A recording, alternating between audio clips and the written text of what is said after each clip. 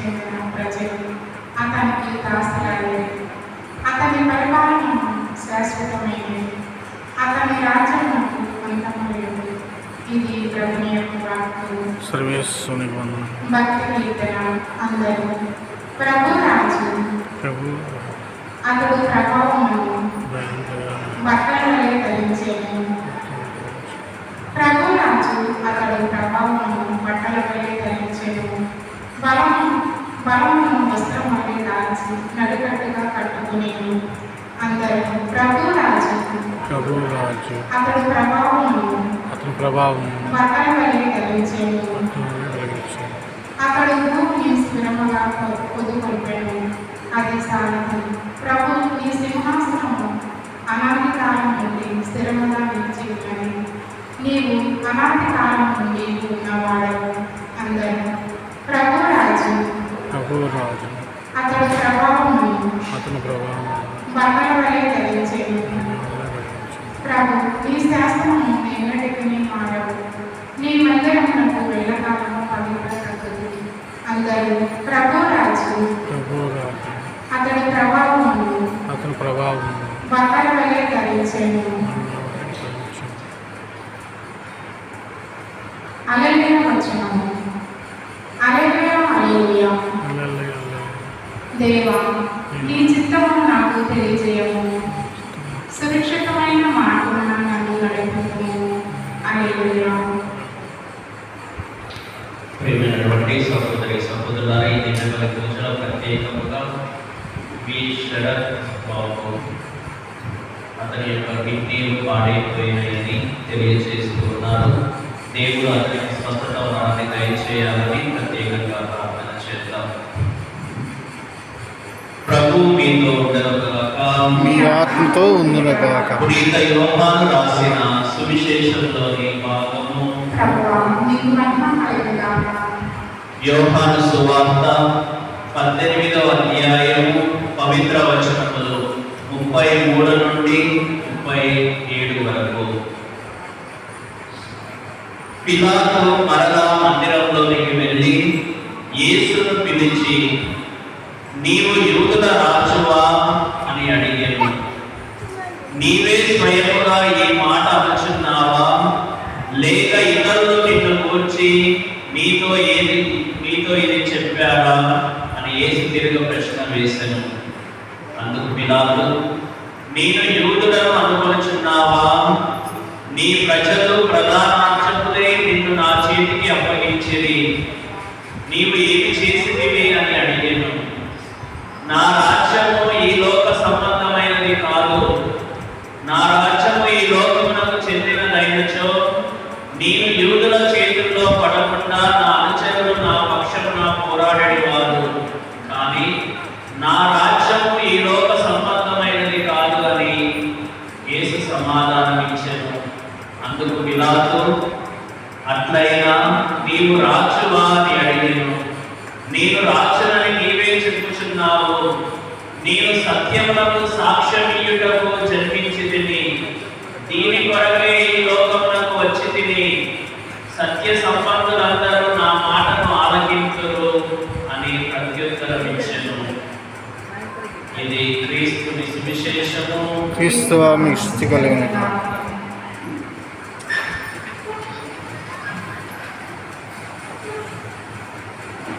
క్రీస్తు నామమున యందు మిక్కిలిగా ప్రేమించబడుతున్న ప్రియమైన దేవుని బిడ్డలారా, కొద్దిసేపు దేవుని వాక్యాన్ని మనం అందరం కూడా ధ్యానం చేసుకుందాం. ఈరోజు విశ్వశ్రీ సభ క్రైస్తవులందరూ కూడా క్రీస్తు రాజు మహోత్సవాన్ని కొనియాడుతూ ఉన్నారు. క్రీస్తు ప్రభువు ఈ లోకానికి రాజు, మన హృదయానికి కూడా రాజు. ఈరోజు మనం ఆలకించినటువంటి సువిశేష పర్వంలో చివరిగా ప్రభువు ఒక వాక్యాన్ని సెలవిస్తూ ఉన్నారు. నేను సత్యమునకు సాక్ష్యమియ్యుటకు జన్మించితిని. నేను సత్యమునకు సాక్ష్యమియ్యుటకు జన్మించితిని.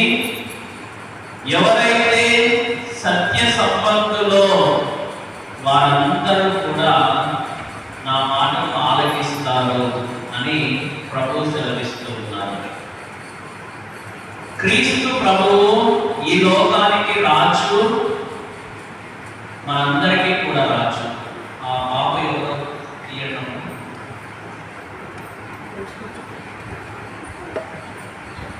తీయండి తొందరగా, లేదా బయటికి తీసుకెళ్ళండి. అందరికి డిస్టర్బెన్స్ అవుతుందా? బయటికి తీసుకెళ్ళండి.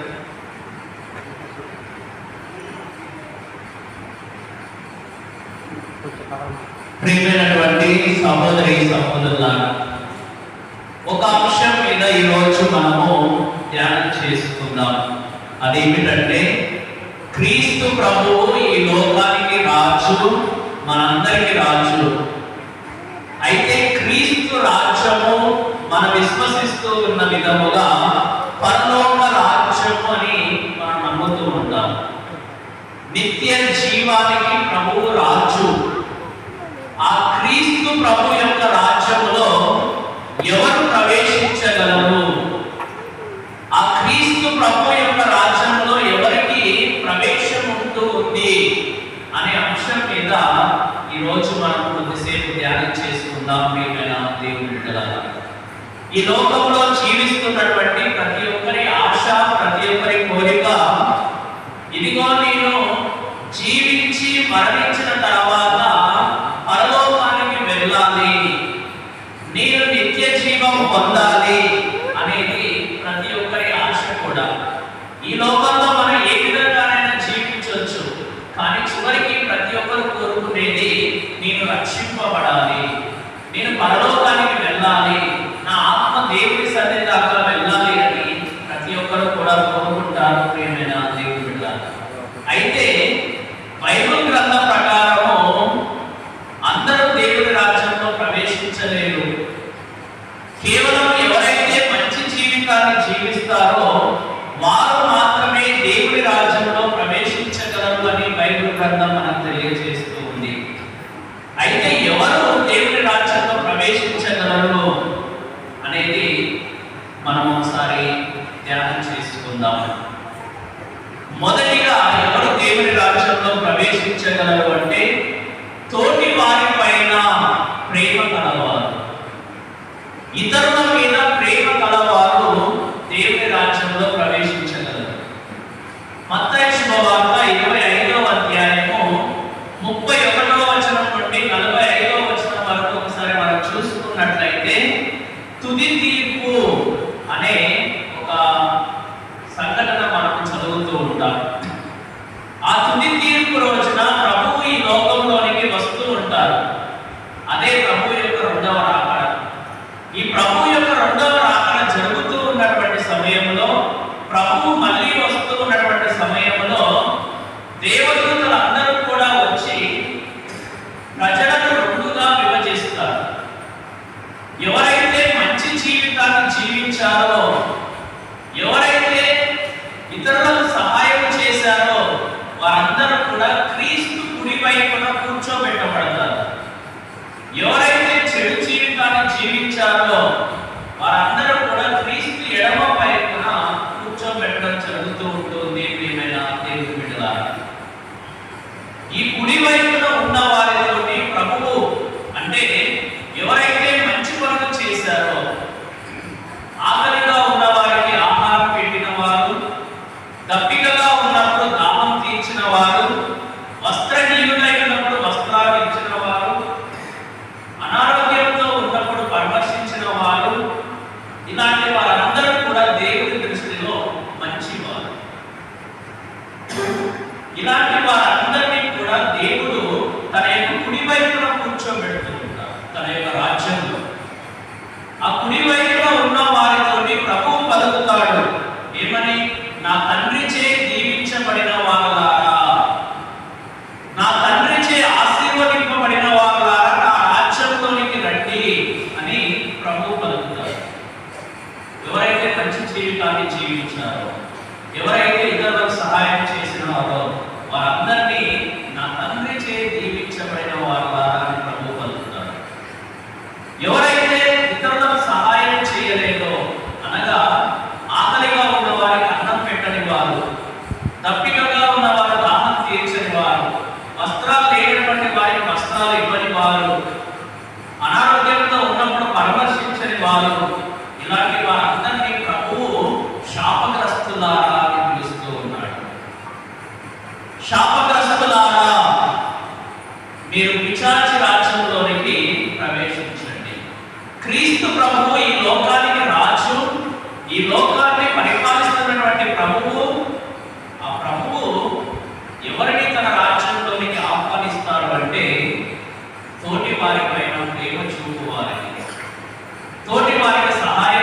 చేసేవారిని. ప్రభువు ఈ లోకంలో ఎప్పుడు కూడా నీకు ఎన్ని ఆస్తిపాస్తులు ఉన్నాయి, నీకు ఎంత ఉద్యోగం ఉంది, నువ్వు ఏం చేస్తూ ఉన్నావు, ఎంత కూడబెట్టావని దేవుడు ఎప్పుడు కూడా చూడడు. దేవుడు చూసేదల్లా నీ తోటి వారికి నువ్వు సహాయం చేస్తూ ఉన్నావా లేదా, ఇది మాత్రమే దేవుడు చూస్తాడు. ప్రియమైన దేవుడు, ఇది మొదటిది.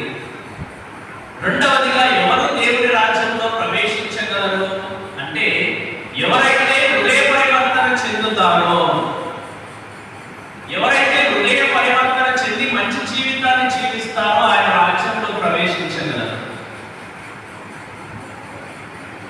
మనుషులమైనటువంటి మనం అందరం కూడా పాపాలు చేస్తూ ఉంటాం, తప్పులు చేస్తూ ఉంటాం.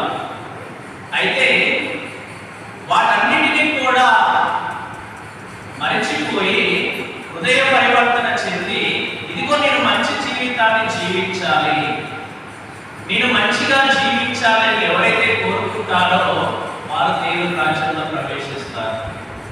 ఇది రెండో విషయం. ప్రియమైన దేవుని బిడ్డలారా, ఇక మూడవదిగా ఎవరు దేవుని రాజ్యంలో ప్రవేశించగలరు అంటే చిన్న బిడ్డల మనస్తత్వం కలిగినటువంటి వారు. చిన్న బిడ్డలను మనం గమనించినట్లయితే ప్రియమైన దేవుని బిడ్డలారా, వారు వాళ్ళ స్నేహితులతో గొడవ పడుతూ ఉంటారు, కొట్టుకుంటూ ఉంటారు, కానీ సాయంత్రం అయ్యేసరికి తిరిగి కలిసి ఆడుకుంటూ ఉంటారు.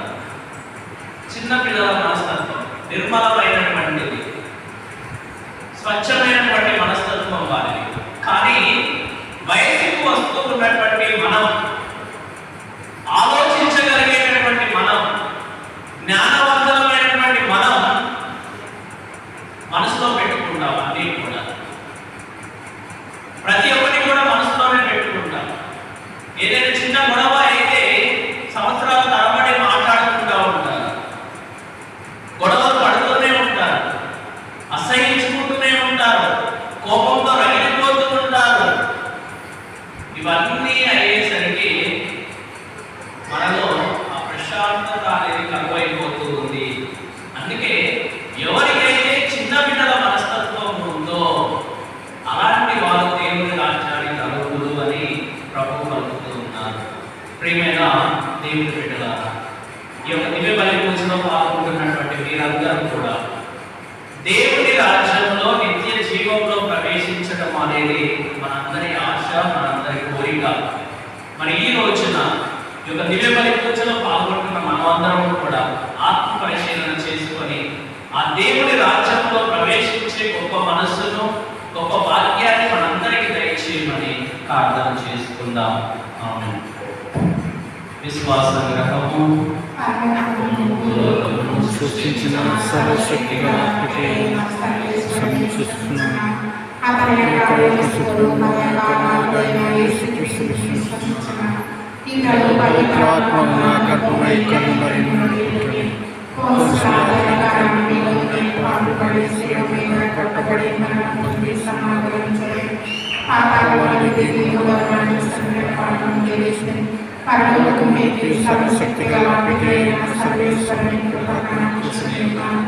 అక్కడ నుండి జీవించేవారు చనిపోయేవారు పైకి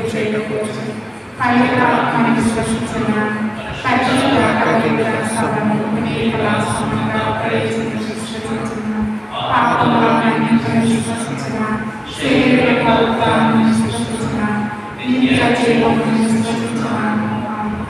అర్పణ గీతం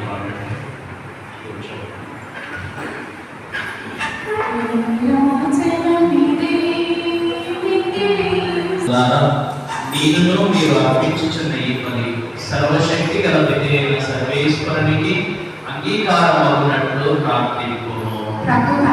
శత్రుమారి కుమల కొరకము ప్రయోజనం కొరకము శ్రీశ్వర ప్రయోజనం కొరకము కర్మ ద్వారా ఈ బలి స్వీకరించగాక.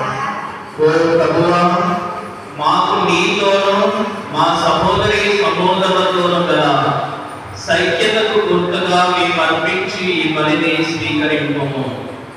ఈ బలి ద్వారా శాంతి సమైక్య వరములు మాకు లభించునుగాక.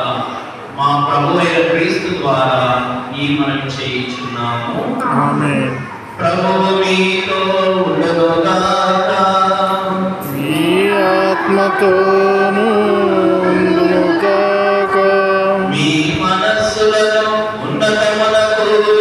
నిలుపుము. ప్రభువై పుత్రికి ఉన్నాము. మన దేవుడైన ప్రభువునకు కృతజ్ఞత తెలుపుదము. కృతజ్ఞత తెలుపుట యుక్తము న్యాయము. ప్రభువైన దేవ, పావన పిత, సర్వశక్తి గల నిత్య సర్వేశ్వర, మేము ఎల్లప్పుడూ యెహోవాను నీకు కృతజ్ఞత వందనములు చెల్లించుట యుక్తము, న్యాయము, ధర్మము, రక్షణదాయకము. ఏదైనా నీ జనదైక కుమారుడును మా ప్రభువైన క్రీస్తును నిత్య యాజకునిగాను సమస్త సృష్టికి రాజుగాను ఆనంద తైలముతో అభిషేకించితివి. అతడు శిలువ మీద సమాధాన బలిగా తనను తాను సమర్పించుకొని తన ప్రాణ త్యాగము ద్వారా మానవ జాతిని అంతటినీ రక్షించెను. సర్వశక్తిమంతుడమును మా తండ్రియుడైన నీకు శాశ్వతమును విశ్వవ్యాప్తమునైన రాజ్యమును అర్పింప నిమిత్తము సకల సృష్టి వస్తువులను తన పాలనకు లోబర్చుకొనెను. సత్యమునకును జీవమునకు నిలయమైన రాజ్యము ఇదియే. పావిత్ర్యమునకును అనుగ్రహమునకు మూలమైన రాజ్యము ఇదియే. నీతి, ప్రేమ, సమాధానములతో వెలయు రాజ్యము ఇదియే. కావున సకల పునీతులతోనూ దూతలతోనూ ఏకమై నిన్ను సదా స్తుతించుచు నీ వైభవమును ప్రకటించుట ఎట్లనగా, సర్వేశ్వరుడు పవిత్రుడు పవిత్రుడు పవిత్రుడు, పరలోకము భూలోకము నీ మహిమతో నిండి ఉన్నది. మహోన్నతమైన ఊరుస్తున్న ప్రభువు నన్ను చేయగలడు. మహోన్నతమైన ఊరుస్తున్న వీలైన వారు మోకరించండి.